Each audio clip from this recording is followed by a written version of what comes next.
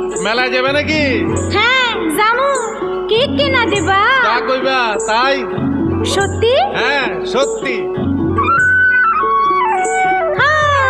কিনে দে রেশমি চুড়ি, নইলে যাব বাপের বাড়ি। দিবি বলে কাল কাটালি, জানি তোর জারি জুরি। কিনে দে রেশমি চুড়ি, নইলে যাব বাপের বাড়ি। দিবি বলে কাল কাটালি, জানি তোর জারি জুরি।